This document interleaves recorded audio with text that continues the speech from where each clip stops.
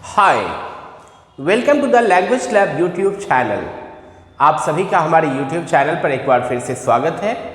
हम अपने YouTube channel के माध्यम से एक बेसिक सेंटेंस स्ट्रक्चर की श्रृंखला रख रहे हैं, जिसका उद्देश्य है ऐसे लोगों को अंग्रेजी बोलना सीखने का प्रशिक्षण प्रदान करना जो कि किसी कारणवश हमारे संस्थान में आने में सक्षम नहीं है।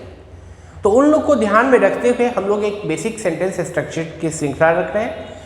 इस श्रृंखला के क्रम में हम लोगों ने बहुत सारे वीडियो को पहले भी अपलोड किया है और इसी क्रम को जारी रखते हुए अब हम लोगों के पास जो एक नया स्ट्रक्चर है वह there plus must have been plus noun. There plus must have been plus noun इस स्ट्रक्चर का इस्तेमाल कहाँ करते हैं?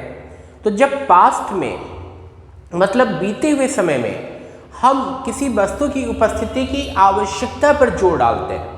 जब पास्ट में बीते हुए समय में किसी वस्तु की उपस्थिति की आवश्यकता पर जोर डालते हैं तो उसे बताने के लिए इस पर्टिकुलर स्ट्रक्चर का हम लोग यूज करते हैं। जैसे मान लो कि अभी आपको अंग्रेजी बोलना सीखने में प्रॉब्लम है, मतलब आपके स्कूल में स्पोकन इंग्लिश की क्लास नहीं हुई, तो अब हम कह सकते हैं कि नहीं, पास्ट में स्पोकन इंग्लिश का क्लास अवश्य होना चाहिए था।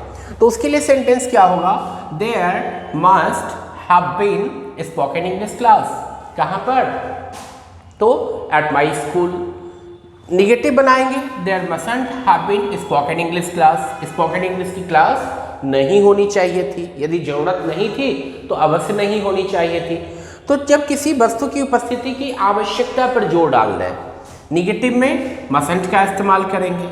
इंट्रोगेटिव बनाएंगे कि क्या स्पोकन इंग्लिश की क्लास अवश्य होनी चाहिए थी, तो must there have been spoken English class. क्या स्पोकन इंग्लिश की क्लास अवश्य होनी चाहिए थी। इंट्रोगेटिव निगेटिव बनाएंगे तो हम लोग मस्टंट को देयर से पहले कर देंगे, जैसे mustn't there have been spoken English class. और इंट्रोगेटिव निगेटिव बनाने के लिए हम लोग दूसरा विकल्प भी ले सकते हैं, must there not have been spoken English class. तो आप देख रहे हैं कि चार तरीके से हम लोग का सेंटेंस फॉर्मेशन हुआ। There must have been spoken English class, there mustn't have been spoken English class, must there have been spoken English class, mustn't there have been spoken English class. या इस सेंटेंस का दूसरा substitute, must there not have been spoken English class. इस्तेमाल कहाँ करते हैं? जब past में किसी वस्तु की उपस्थिति की आवश्यकता पर जोर डालते हैं। जैसे एक पार्क अवश्य होना चाहिए था, तो there must have been a park. एक टेम्पल अवश्य होना चाहिए था, there must have been a temple. Negative बनाएंगे, there mustn't have been a temple, must there have been a temple, mustn't there have been a temple. तो आप गौर करेंगे तो इतना हमारे किसी भी स्ट्रक्चर में सेंटेंस में फिक्स्ड है, बस एक वर्ड बदलता है, एक से दो वर्ड हम लोग चेंज करेंगे तो इसके आधार पर हम लोग हजारों या जितना आपकी कल्पना करने की क्षमता होगी उतना सेंटेंस बनेगा। यदि आपकी कल्पना करने की क्षमता 2000 है तो आप इस स्ट्रक्चर पर आराम से 2000 सेंटेंस बना सकते हैं, फॉर्म कर सकते हैं। आपको कहीं भी सोचने की जरूरत नहीं पड़ेगी, किसी प्रकार की दिक्कत नहीं होगी, बस एक वर्ड बदलते जाना है कि किस चीज़ की आवश्यकता थी। तो इस तरीके से यदि हम लोग इस स्ट्रक्चर को भी प्रैक्टिस करें तो कमांड कर सकते हैं। आप यदि इस स्ट्रक्चर को थोड़ा सा गौर करेंगे तो आप देखेंगे कि डे टू डे लाइफ में हम लोग को इस तरीके की सेंटेंस बोलने की जरूरत पड़ती है। अपने दैनिक क्रियाकलाप के दौरान इस तरीके की सेंटेंस बोलने की जरूरत पड़ती है। तो उसको सॉल्व करने के लिए हम लोग के पास यह स्ट्रक्चर है और इसको आपको प्रैक्टिस करना है। तो फिर प्रैक्टिस करने के लिए सेम फार्मूला अप्लाई करना है, जैसा कि मैंने पहले भी बताया है कि आप इस पर सेंटेंस का फॉर्मेशंस कर लो, कॉपी में कुछ सेंटेंस का निर्माण कर लो। यदि आप निर्माण नहीं करते हैं तो आप मन से भी आप इसको बोल सकते हैं। यदि आप मन से यदि बोल लेते हैं तो इट्स ऑल राइट, बहुत ही अच्छी बात होगी।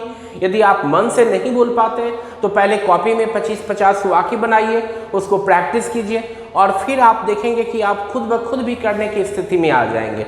तो इन सारी बातों को ध्यान में रख करके आपको प्रैक्टिस करना है। तो इसको भी हम लोग थोड़ा सा डेमो दे देते हैं। जैसे there must have been a programme, there mustn't have been a programme, must there have been a programme, mustn't there have been a programme, there must have been your class, there mustn't have been your class, must there have been your class, mustn't there have been your class, there must have been a party, there mustn't have been a party, must there have been a party, mustn't there have been a party, there must have been a seminar, there mustn't have been a seminar, must there have been a seminar, mustn't there have been a seminar। तो अधिक से अधिक आपको बोलना है, जितना बोलेंगे उतना आपका कॉन्फिडेंस बढ़ेगा और आप में बोलने की क्षमता डेवलप होगी। आप खुद से क्वेश्चन भी बना सकते हैं, जैसे must there have been a programme, तो खुद आप जवाब दो yes there must have been a programme या no there mustn't have been a programme. तो अलग अलग तरीके से आप इसको जितनी बार बोलेंगे उतना आपको बेहतर परिणाम देखने को मिलेगा।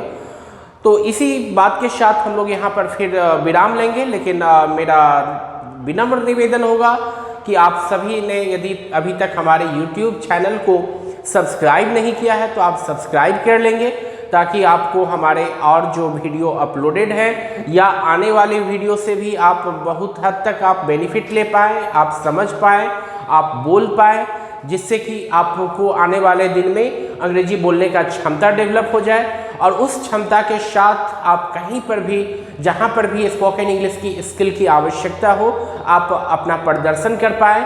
तो इसके लिए ज़रूरी है कि आप चैनल को सब्सक्राइब कर लें, नोटिफिकेशन बेल आइकन को आप दबा दें ताकि आपको जो है नोटिफिकेशन मिलते रहे जब भी हमारी नए वीडियो अपलोड होती है। जो पुराने वीडियोज हैं उसमें से आप चेक कर लो कि आपने किस किस को नहीं देखा है और उन सारे स्ट्रक्चर को आप प्रैक्टिस करो। आप ये नहीं कि 2 स्ट्रक्चर कर लिए फिर 2 छोड़ दिए, 2 कर लिए, वो नहीं, सारे स्ट्रक्चर्स जब करेंगे तभी आप में बोलने की क्षमता डेवलप होगी। इसी के साथ हम यहाँ पर विराम लेंगे। Thank you.